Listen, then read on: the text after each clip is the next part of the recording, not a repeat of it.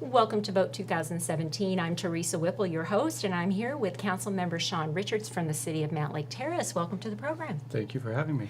We're going to talk today about why you are currently in position 7 on the City Council and running for a different position. But before we get to that, would like you to just talk a little bit about your history of Mountlake Terrace. You own a restaurant. You've been in the community for a while. Tell us a little bit about yourself. Well, we bought the restaurant in 2009. And this is you and your wife, Lorraine, right? Yes. Yeah. The two of us, and then as we were, then we moved to Mountlake Terrace and bought a house, and then I ran for the first time against my opponent and won, and then and then we decided to open up a second restaurant the same week we had that we opened up the same week we signed the contracts for the second restaurant. Was the same week we had the fire at the old Red Onion. Right, which was on 56th, 56th, right? yes. Everybody probably has driven by there at one point. Yeah. Yeah, and then you moved to a new spot. Yeah, we're over by the Albertsons now. Right. And then we tried to work with the landlord for about a year or so, and then we finally just gave up, and we're now doing the one restaurant. Okay. And talk about why you ran for city council in the first place. What was your motivation? Well, I've always been involved with politics at some level. When we were in Edmonds, I ran twice in Edmonds and didn't make it. Had a young family and a couple of restaurants and some construction going on. And so when I got over here to Mountlake Terrace, we talked with Mayor Smith and got to know him and got really involved into the community, and it was a fit, Okay. natural fit. All right. All right, so now for the million-dollar question. Why are you running for a different position than the one that you are in? Well, right now the current city council is they've either been on the city council and/or planning commission for a minimum of 3 to 5 terms, and we just need some new blood. Mm-hmm. I've been talking to some people about getting involved in this race, and at the last minute nobody got involved. So at the last minute I thought, okay, well, we need some new blood, so we got to do it somehow. Okay. So the purpose is basically to, if you're successful, you will take the place of your opponent, and then your seat will become open, and Right. But in that way it will open up an opportunity for somebody else to run. Is that the thinking? That's exactly the thinking. Okay. Yep. All right. So let's talk about, looking at the city of Mountlake Terrace, and what are the top 3 issues you think are facing the city right now?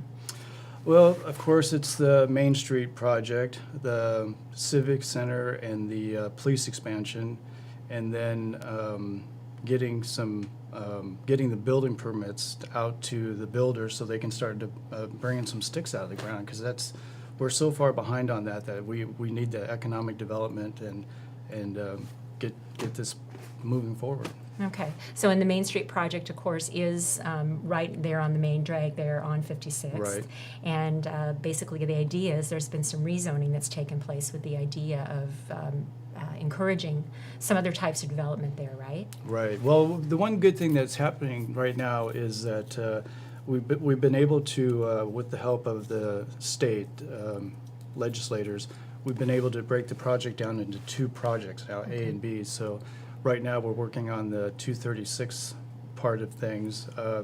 Right now we're acquiring some land and everything, and it's my understanding we're supposed to go ahead and start breaking ground next year, because we really want to tie the new link rail to the city. And then as soon as we get the rest of the funding, then we'll go straight down 56th Avenue. Okay. Yeah, and let's talk a little bit about, you mentioned the Civic Campus, and of course that is the City Hall building that the city Right. has been trying to get passed for a while. And there's going to be a proposal on the ballot Yes. this fall as well. It's much scaled down from previous proposals, right? Right. About $12 million? 12.5. 12.5. And we'll also include an expansion of the police station, which a lot of people have been supportive of. And are you supportive of the proposal as it now stands? Well, the way it's worded right now, I was actually the one council member that reached across the aisle and spoke with the No campaign, and we finally got something that both sides could work with, and it was the 12.5, and it would include the police expansion and the Civic Campus on the same ballot on the same measure. So Right. I'm very supportive of it.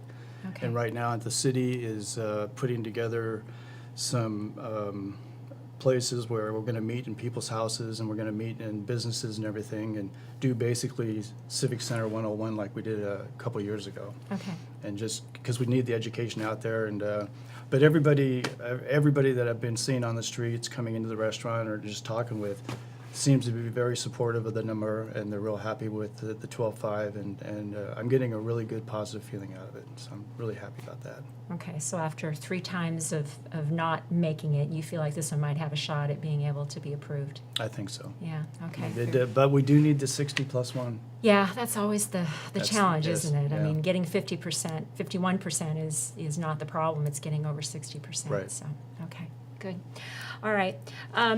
Let's talk a little bit about Seaun Transit, because you did mention the Link Light Rail program, and I've been sitting through those city council meetings where the discussions have gotten rather heated about Seaun Transit's Right. promises that they've made to the city of Mountlake Terrace about the light rail station, about the fact that some folks would like to see parking there because the current transit center is full early Right. in the morning.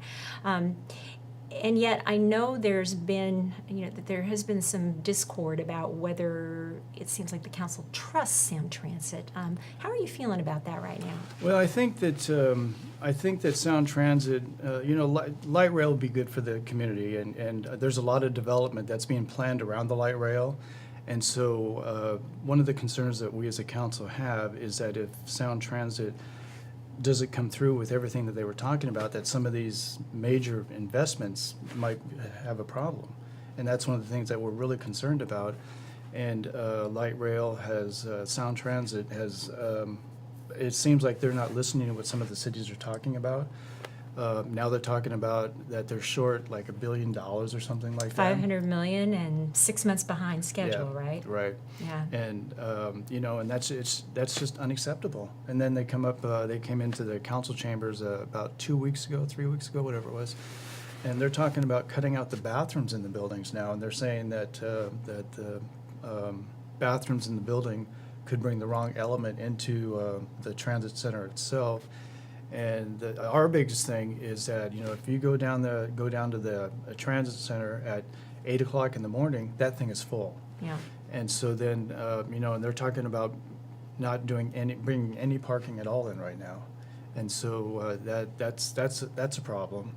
And we're trying to get them to buy the cul-de-sac that's around there and turn that into parking or something. And I understand there's some negotiation going on about something, but I don't think it's going to be with Sound Transit providing the parking. Yeah, what I remember hearing, and you probably are somewhat aware of this, but there's been some discussion about perhaps developing some kind of a partnership, maybe with some of the Right. nearby developers, the Gateway Development Project, which is just south. Right.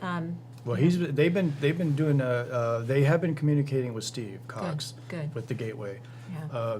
He's in meetings with them all the time, and right now they're trying to coordinate some of the construction times, because apparently there's going to be some major construction happening at the same time with both sites, and so they're negotiating that out too.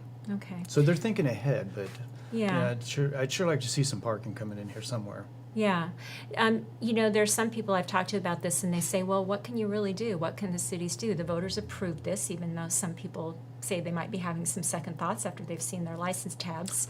But the point is it's been approved by the voters, Right. and it's coming no Right. matter what. Right. And, do you think the cities really have much say over what they end up doing? Well, on one end, I think that Sound Transit is telling us that we do, and then on the other end, when we start talking about some of the things that we've talked about, it seems like we're not being listened to. Yeah. So, I understand it's the voters that voted it in, and I understand that there's a budget that has to be done, and but I have to work within my budget. Everybody has to work within their budget, so something's going to have to get done. Right. Okay. Well, it'll be interesting to see how that Yeah. develops. Yeah. Let's shift gears a little bit and talk about another issue that I think everybody is aware of in most cities in Snohomish County now, and that's the issue of homelessness. Mhm. I remember you actually had spoken at a city council meeting about a homeless encampment that was near your restaurant, right? Right. And it had to be cleaned up, and I think there's a lot of that happening along the interurban trail that runs through Right. Mountlake Terrace. Do you have any thoughts about how to address that problem? What role do cities have in trying to figure out what to do about homeless people in the area? Well, we're starting to address that now. It came up about 3 or 4 months ago, and we're starting to address it. And it's one of those things where we look at what other councils have done, and we try to do something different, but it's still going to be there.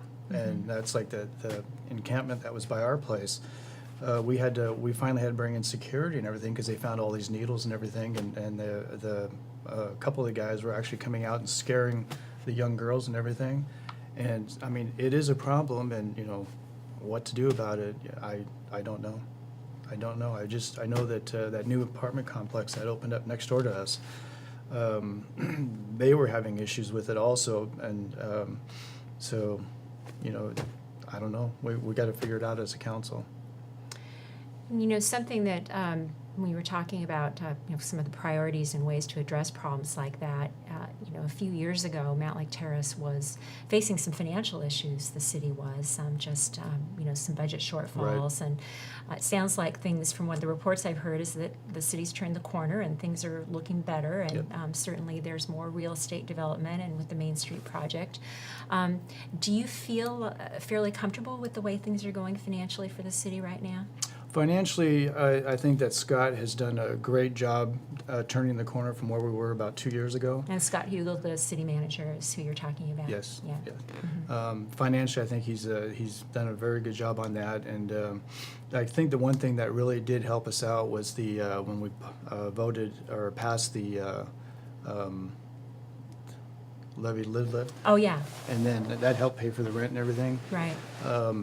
I'm just hoping that doesn't affect the Proposition 1, because eventually, we'll own this. We'll stop paying rent, and we'll own the building, and that's really what we need to do. Right. And it makes financially, it just makes sound sense to do that. Right. And for those who maybe have not followed that issue too closely, City Hall has been an interim City Hall in Yes. the Redstone building, and the city's been paying quite a bit of rent. Almost $500,000 right, a year. Right, on that building while the city has been trying to get a permanent building built. And so part of the reason for the levy lift was to cover the rent Right. for the Redstone building while the City Hall issue went back on the ballot and hopefully will be approved and then can And move it forward. also is helping pay for part of the park budget also, Parks Right. and Rec budget. Right, and that's another thing, and I hear this at council meetings as well. That's an issue that people worry about too. It's like you've got the City Hall project, which you're going to be asking voters to Right. approve, but yet the rec center, which has kind of the aging pool and needs some work, that's going to be another thing that's going to be on the list coming up too, isn't it? Well, it's that building is almost 50 years old. Wow, that And, old. Yeah, and I have to give the maintenance department kudos because they're doing a really good job putting Band-Aids all over the Yeah, place. yeah. So, Well, pools are not cheap anyway. no. Yeah, yeah. So again, that's something that I guess is top of mind for council members when they think about your the City Hall is a big project and something that the city needs to do, but then you have more proposals Well, coming. that's the one thing I think that this council needs to they're addressing is that previous councils started like kicking the can down the road and not taking care of putting money aside for these things that we need, and that's one of the things that we're trying to figure out how to put some money aside for future needs like the pavilion and like even the police department. Yeah, Because even with the Proposition 1, the civic center, or with the civic center and the police expansion part of it's the 1.8 million, and it covers the new police expansion, but the existing 7,500 square foot police station, it needs remodeling. yeah. So we need to come up with some money for that. somewhere. In addition to what's going to be Right. approved on the ballot, yeah. Yeah. Well, and I think one other kind of hot button question for a lot of people who live in Mountlake Terrace too is that, people who moved to Mountlake Terrace and who've lived there a long time went there because it kind of had this small town feel, Right. and everybody knows everybody, and it's a relatively small city, a Right. population about 20,000 people, Right. and different than the other surrounding cities. But yet, there's a lot of development that's going to take place probably in the future between light rail and the town center, and there have been talks about taller buildings and all of that. How do you balance, as a council member, how do you balance kind of protecting some of that small town feel while development happens? Well, it's like when I was living in Edmonds, I was there for about 15 years, and everybody always wanted to protect the view. Right. So now here we are, we're protecting that small town feeling, but Mountlake Terrace is growing. Yeah. And it's, the density is there, and we've only got 4 square miles to work with. And, it's there, and there's, the projects that are being proposed are fitting into what the council has been outlined on the buildings. The one that you're talking about at Rogers Market, he does want to go up quite a few stories, like 14 stories. Do you think that has any chance of being approved? I don't know if it has a chance of being approved or not. I think that we should take a look at it Okay. and be open to ideas. I've talked to other developers, the major developers in town, and they're saying, all of them agree, if this is what this guy wants to do and we can make it work, let him do it.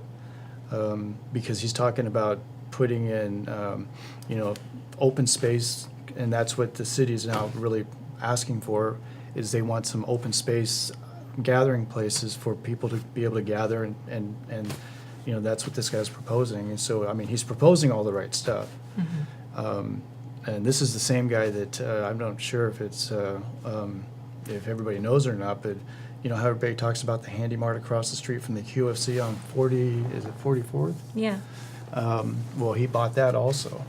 And he's scrambling because he knows everybody doesn't like it, and he wants to, he's trying to get some demolition permits and tear the thing down. So he's got some ideas that he wants to present to the council. We just have to get them in front of us and present it.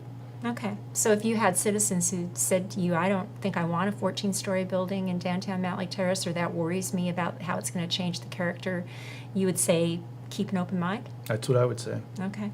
All Because we don't know what's going on until he presents it to us. Right. And he might be open to some not as high.